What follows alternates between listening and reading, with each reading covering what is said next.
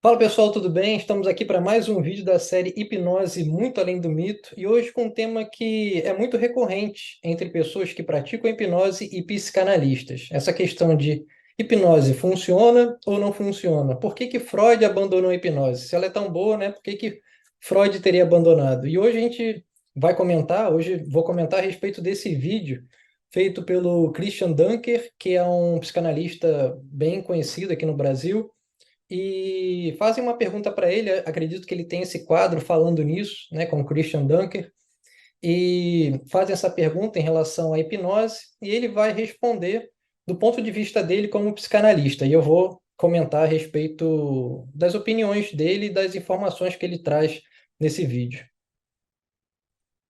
Bem-vindos ao nosso canal YouTube com Falando Nisso de hoje. E a pergunta de Gabriel Santiago. Gostaria de indagar sobre a questão que acompanha há muito tempo, a hipnose.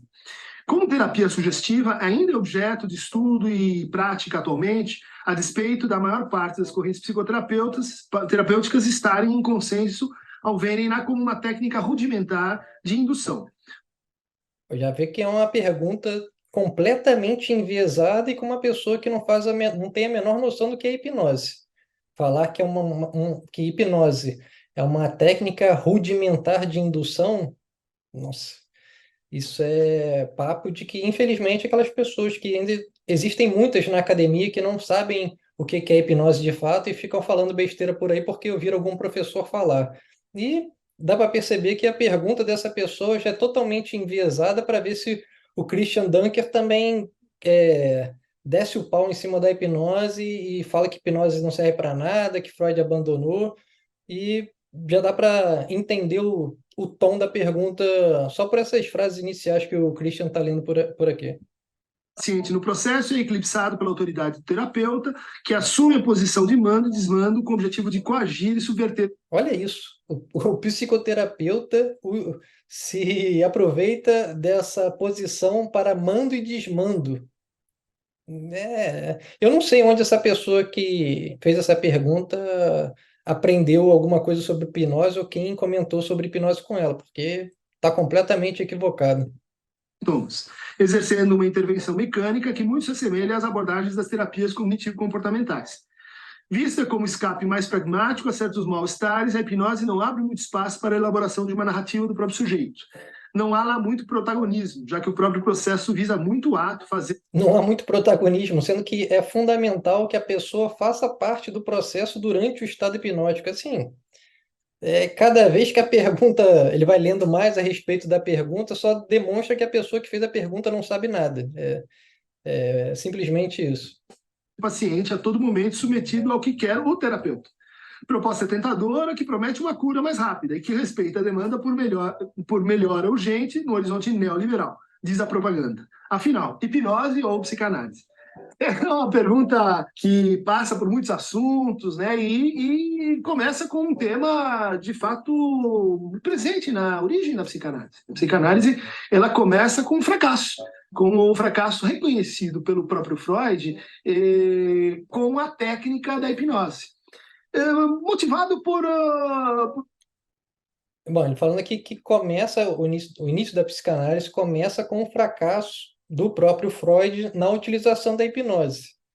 Mas aí a gente tem que entender como Freud utilizava a hipnose e se a forma que ele utilizava é a melhor abordagem para se utilizar a hipnose, em que contexto e como ela é utilizada atualmente por grandes clínicos, por grandes psicólogos e psiquiatras mundo afora. Então, ele começa falando isso, né, a respeito da hipnose, que realmente a psicanálise está envolvida diretamente com a hipnose no seu início, na sua origem, e que Freud fracassou na sua utilização. Mas a gente tem que entender, se ele vai explicar aqui, como Freud utilizava e por que ele teve esse fracasso.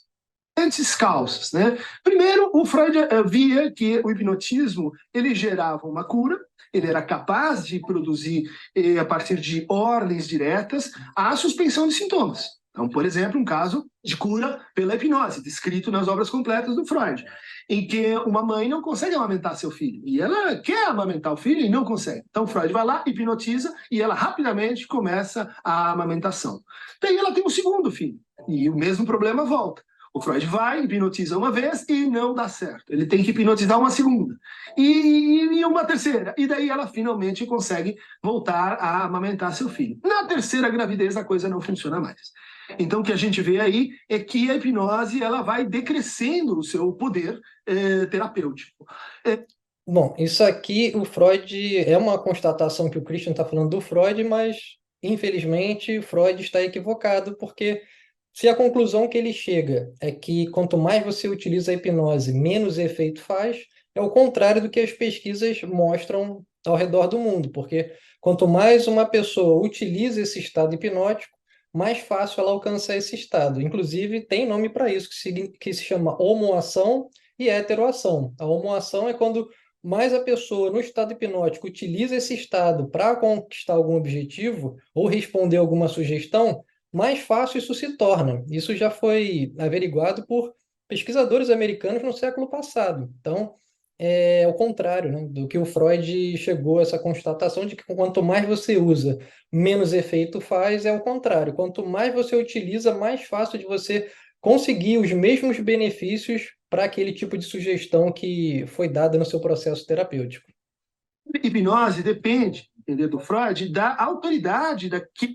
E uma coisa legal aqui do Christian, que ele fala sempre no ponto de vista do Freud, que é um ponto de vista da academia, né, do pensamento dele, segundo a sua época. A gente tem que pensar também nisso, né, que Freud, para mim, foi um gênio, um dos grandes gênios que passou aqui pela humanidade, mas que estava equivocado em alguns pontos, nesse caso, em relação à hipnose e suas aplicações. Então, a gente tem que pensar também nesse contexto. É muito fácil falar que Freud estava equivocado hoje, no século XXI, depois de ter dezenas de anos, décadas e até mesmo mais de um século de pesquisas científicas sérias estudando essa ferramenta e como ela poderia ser aplicada, coisa que não tinha na época que Freud estava desenvolvendo a sua teoria psicanalítica. Então, a gente tem que dar um crédito para o Freud que realmente ele foi um gênio, uma pessoa muito à frente do seu tempo, mas que se equivocou em alguns aspectos e o uso da hipnose é alguns deles. É o hipnotizador e de certas propriedades da consciência do hipnotizado, né? Se ele é mais apto ou menos apto a receber essa indução hipnótica. Isso traria, vamos dizer assim, uma limitação, né? Porque muitos pacientes ficariam fora desse âmbito terapêutico. E o terceiro motivo mais importante, levantado pelo Freud, é que ele era um péssimo hipnotizador. E que é difícil você. Então, é interessante ele falar que Freud já tinha percebido que a hipnose não funciona da mesma forma para todas as pessoas. Isso ele estava corretíssimo, porque isso também já é verificado já há muito tempo, há séculos. Desde o Marquês de Písseger, ele começa a perceber que não eram todas as pessoas que conseguiam alcançar o que ele chamava de sonambulismo artificial. Então, seriam as pessoas que hoje em dia a gente classifica como as mais hipnotizáveis possíveis, né? As pessoas que a gente chama de extremamente hipnotizáveis, ou sonambúlicos, ou como o Dr. David Spiegel chama, os dionisíacos. São pessoas que simplesmente se deixam levar pela sugestão e conseguem alterar a sua percepção da realidade rapidamente, de acordo com esse estado de atenção focada e a direção, né, o direcionamento desse estado de atenção focada, coisas incríveis podem acontecer. Então, Freud estava errado em relação a esse primeiro ponto de que com o tempo a hipnose vai perdendo seu efeito. Estava correto em relação que a hipnose não funciona da mesma forma para outras pessoas. E o Christian fala aqui agora também que Freud reconhece que ele não era um bom hipnotista. Então, faltava um pouco de habilidade nele para conseguir fazer com que as pessoas tivessem esse estado de atenção focada, que é a hipnose, nada além disso. Um estado de atenção focada em que você fica mais responsivo às sugestões que estão sendo dadas, que pode ser por uma pessoa, o hipnoterapeuta, o hipnotista, ou você mesmo através da auto-hipnose. é assim, se você não nasce com certas habilidades, você se tornar um hipnotizador. E isso faz, então, ele sair do método hipnótico, passar para o método catártico, onde você já tem o uso da hipnose presente, mas é um uso para despertar lembranças, né? É um uso que está a serviço de um trabalho elaborativo. Então, quando a gente fala em hipnose, já teria que ter essa distinção, né? Qual hipnose? É hipnose concentrada, baseada apenas na ordem que você dá para o sujeito, ou você pode dar uma ordem que é uma ordem assim mais aberta, que é vamos nos lembrar de tal época da sua vida, vamos nos lembrar de tal aspecto da sua infância. E, ao final, o Freud diz, ele abandona isso e passa para o método da associação livre. Mas Outro ponto aqui importante que o Christian traz é que esses dois momentos que o Freud utilizou a hipnose na sua prática clínica, como remissão de sintomas com ordens de sugestão direta, né, de, estou com um tipo de dor, coloca a pessoa no estado hipnótico, você não sente mais essa dor. Obviamente, se é uma dor causada por postura, a pessoa que todo dia, depois de ficar 8 horas sentada, sente um tipo de dor no pescoço ou nas costas, não adianta a pessoa fazer hipnose, porque vai passar a dor naquele momento e depois, no dia seguinte, depois de ela ter uma má postura ao longo do dia, essa dor vai voltar. Então, o problema não é a hipnose, o problema é a má postura da pessoa. Não foi a hipnose que não funcionou, é simplesmente você está remediando um sintoma, mas você não está agindo naquilo que está causando a dor, que é a má postura. Então, esse é um ponto. O outro ponto, quando ele fala aqui do método catártico, seria a utilização de Freud por técnicas muito similares a técnicas de regressão que são utilizadas atualmente para fazer com que, através desse estado hipnótico de atenção focada, a pessoa conseguisse lembrar memórias que, para o Freud, estariam reprimidas do seu consciente. Então, seria uma forma de, através desse estado de atenção concentrada, você ter acesso a memórias que, no momento, estão inconscientes. Então, tem esses dois momentos que Freud utiliza a hipnose como sugestão direta e depois dentro do método catártico, e depois ele abandona para fazer as associações livres, que é o que o Christian está falando agora. poderia dizer assim, ele abandona, mas sobrou um resto. E na psicanálise, os restos são muito importantes. Sobrou uma remanescência, uma coisa que permanece no método psicanalítico, mas vem do método hipnótico, que é justamente a presença de objetos intrusivos. Então, por um ato de hipnose, a gente faz os objetos intrusivos desaparecerem, né? Sobrou um resto da clínica da hipnose, dentro da psicanálise, esse resto é o divã. Né? Por que os pacientes, em análise, eles são convidados a deitarem-se no divã? O Freud reconhece isso por dois motivos. Primeiro, porque ele ficava cansado de ouvir assim os pacientes cara a cara e manter uma atitude mais ou menos neutra, sem reações. E por outro, porque isso é um benefício para o paciente. É um benefício no sentido em que isso rebaixa a consciência, isso faz com que ele escute melhor suas palavras, isso reduz o poder de evocação pulsional, isso reduz o poder de apelo do imaginário, da imagem do outro ali presente. E faz parte, então, até hoje, do método psicanalítico, algo, então, que você faz aqui um contraste forte, e é pertinente, mas que eu gostaria de relativizar um pouco, né? Quando você diz assim, uma coisa é psicanálise, outra coisa são as práticas de sugestão. É verdade, mas o Freud, até o fim, diz que é impossível a gente reduzir completamente o poder da sugestão, né? Óbvio, genial também, mais uma vez, Freud, porque a sugestão acontece o tempo inteiro. A todo momento a gente está sendo sugestionado, seja por comerciais na televisão, seja por pessoas que a gente convive à nossa volta, seja pelos nossos pais, professores, líderes religiosos, a gente está sendo sugestionado o tempo inteiro. A diferença é que a sugestão no estado hipnótico tende a ser potencializada.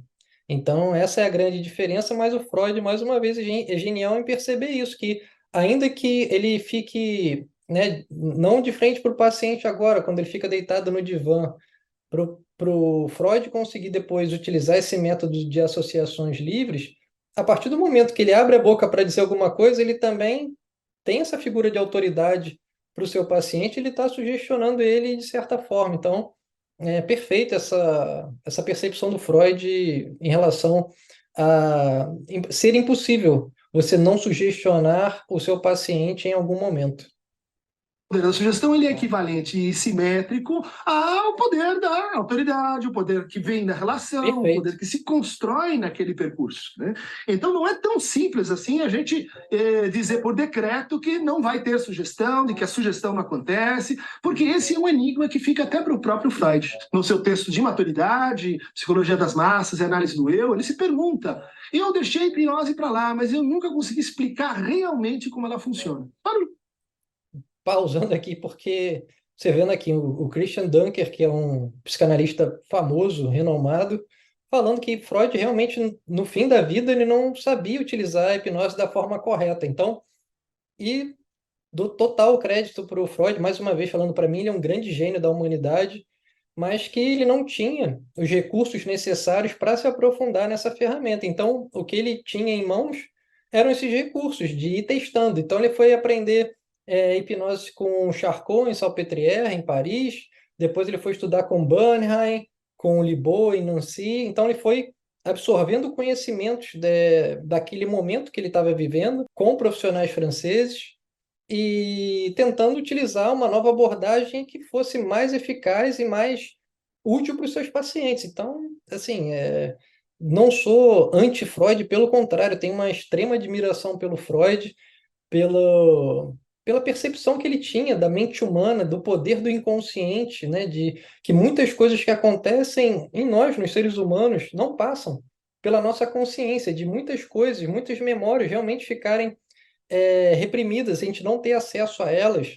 Então, Freud é genial em diversos aspectos, e como ele mesmo fala, no fim da vida, ele não chegou ao ponto, né, de estar no fim da carreira e ter essa percepção de que ele não explorou a hipnose da forma como talvez deveria, ou não conseguiu entender ela poderia ser empregada da melhor forma possível. Então, honesto também colocar isso a respeito do Freud, porque fica uma briga de quem utiliza a hipnose na prática clínica, seja psicólogo, seja psiquiatra, seja o que for, e de falar que Freud é ultrapassado, Freud é isso, Freud é aquilo. Não é bem assim, Freud está muito à frente do seu tempo em diversas questões, mas se equivocou em relação à utilização da hipnose, principalmente no início da sua prática clínica, e como o próprio Christian diz aqui, ele chegou ao fim da vida sabendo que não soube explorar essa ferramenta da melhor forma possível. Há uma pequena teoria sobre isso. Ele diz: o hipnotismo funciona quando existe uma sobreposição entre o significante mestre, vamos pensar lá, aquele que faz ponto de basteamento, que faz função de autoridade, e o objeto A. Né? Então é por isso que o hipnotizador ele diz: olhe bem nos meus olhos, acompanhe este som, preste atenção nas batidas do relógio, ou seja, tem um elemento assim sensível, né? Mas mais ou menos difuso, repetitivo, que se associa com palavras, né? Com ditos, com aquele com quem você está falando. É interessante você colocar essa pergunta, porque, de fato, o Freud nunca discutiu no sentido de desautorizar os efeitos terapêuticos da hipnose. Né? Então, até hoje, ela é usada, por exemplo, por dentistas, em cirurgias, em práticas de medicina holística, para que você consiga diminuir, por exemplo, a analgesia, né? A dor de um paciente que não pode ser anestesiado por outros meios. Então, é uma técnica muito interessante. Há um grande psicanalista, né, François Rostand, vivo até hoje, foi um dos primeiros alunos de Jacques Lacan, e que se dedicou, no final da sua vida, à prática do hipnotismo. Um estudo muito interessante sobre esse entranhamento entre hipnotismo e psicanálise, hipnotismo e práticas terapêuticas, né? Porque a gente está, na tua pergunta, você tomou uma distinção, né? Hipnotismo de um lado, psicanálise do outro. Mas existem posições assim intermediárias, educativas, como você coloca, mais ou menos sugestivas, né? Com uso controlado de sugestão. Na verdade, o que o Christian está fazendo aqui é tentar fazer com que a pergunta não seja tão estúpida quanto foi feita, porque a pergunta é feita de uma forma extremamente ignorante, de uma pessoa que tentou meio que lacrar, falar, acho que o que ele tentou foi fazer com que o Christian dissesse, realmente, hipnose é uma coisa que não funciona, que Freud abandonou e que tudo que o Christian diz aqui, pelo menos até o momento, realmente faz muito sentido. Ele, inclusive, fala da validade da hipnose como uma ferramenta para ajudar em procedimentos cirúrgicos, né, para promover uma analgesia ou uma anestesia. Então, o Christian está correto aqui em todas essas afirmações que ele tem feito até o momento, e de que até certo ponto não tem essa divisão clara na própria psicanálise de que agora é só a psicanálise, agora é só a hipnose. Não, existe a todo momento nessa mistura, essa sinergia entre sugestão e o método de associação livre do Freud. Inclusive mostra que esse aluno de Lacan, que foi um grande estudioso do hipnotismo. Um uso massivo de sugestão, com rebaixamento da consciência, sem rebaixamento da consciência, com técnicas corporais, sem técnicas corporais, enfim, todo esse espectro, né, de disciplinas entre os dois polos, entre o polo do hipnotismo puro e o polo da psicanálise. E aqui o Christian fala desse hipnotismo puro e da psicanálise.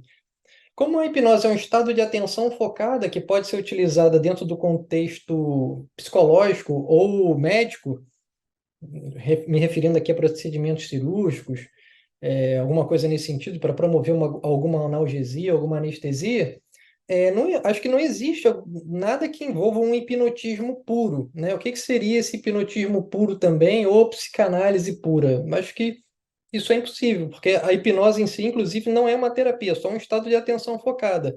Uma vez que você leva essa pessoa a esse estado de atenção focada e não há sugestão, não há uma abordagem terapêutica para fazer com que ela consiga aquele resultado que ela almeja, não tem, não tem eficácia nenhuma, né? Porque a pessoa não vai conseguir obter vantagens de estar nesse estado, que proporciona flexibilidade cognitiva, que proporciona um relaxamento muito profundo, que proporciona melhora do foco, da concentração, que pode te ajudar a dormir melhor, que pode te ajudar de diversas maneiras, a combater maus hábitos como o tabagismo, ou até mesmo melhorar hábitos como não vou comer doce de noite, ou não vou mudar meus hábitos alimentares. Tudo isso a gente sabe que a hipnose pode realmente ajudar. Então, nesse sentido, não, no meu ponto de vista, não há uma prática que seja um hipnotismo puro e nenhuma psicanálise pura, né? Sempre, quando a gente for utilizar o estado hipnótico, a gente vai ter que utilizar com alguma abordagem terapêutica que já seja utilizada sem a hipnose.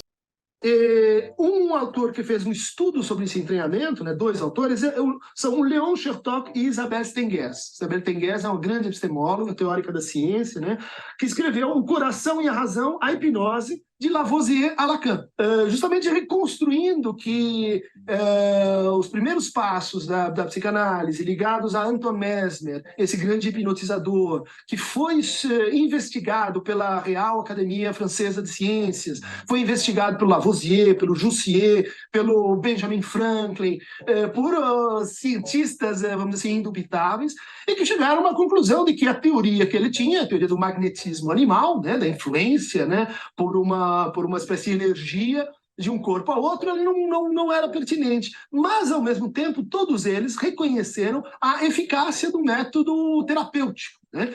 Perfeito. Ele, inclusive, vai beber o Christian, né? Ele vai puxar aqui o início dessa tentativa de uma construção científica a respeito da hipnose, que na época nem tinha esse nome ainda, né? Era o magnetismo animal, que foi desenvolvido pelo Anton Mesmer, sobre essa comissão avaliadora do magnetismo animal, que realmente chegou a essa conclusão de que Mesmer estava errado, não existia essa energia que poderia ser desequilibrada e, por conta disso, criar algum tipo de distúrbio médico ou psicológico. Não, nenhum magnetista poderia reequilibrar esse tipo de magnetismo animal, porque simplesmente não existe um magnetismo animal. Mas que o poder da sugestão realmente é muito poderoso e foi muito terapêutico para diversos casos que o Mesmer utilizou, no caso, esse magnetismo em seus pacientes. Então, muito correto, né, essa abordagem aqui do Christian. que, usando as palavras daquela forma, certos sintomas realmente desapareciam. Como explicar isso? Levi-Strauss vai falar na eficácia simbólica, Lacan vai falar no poder de reversibilidade que as palavras têm. Há toda uma discussão sobre, então, como é que essas coisas se alinham na produção de efeitos terapêuticos, né? Que vão do significante mestre, do S1, à sua injunção com o objeto A, o objeto causa de desejo. Não, esse foi o vídeo que eu trouxe para vocês. Acho que é um tema bastante pertinente, porque sempre tem, como eu falei inicialmente, essa rixa entre psicanálise, entre pessoas que utilizam a hipnose na prática clínica. E o Christian explicou muito bem como Freud utilizou a hipnose no seu início de carreira, como ele utilizou no desenvolvimento do método catártico com Breuer, e como ele também foi honesto de chegar ao fim da vida sabendo que ele não utilizou essa ferramenta da melhor forma possível e nem conseguiu chegar a entender completamente essa ferramenta que no caso é a hipnose. Então, eu achei um vídeo excelente que vale a pena ser assistido tanto por psicanalistas quanto por pessoas que praticam a hipnose, e recomendo também a leitura desse livro, do Coração e a Razão, para vocês entenderem um pouco desse contexto histórico dessa junção da psicanálise com a hipnose em si. Espero que vocês tenham gostado e até o próximo vídeo.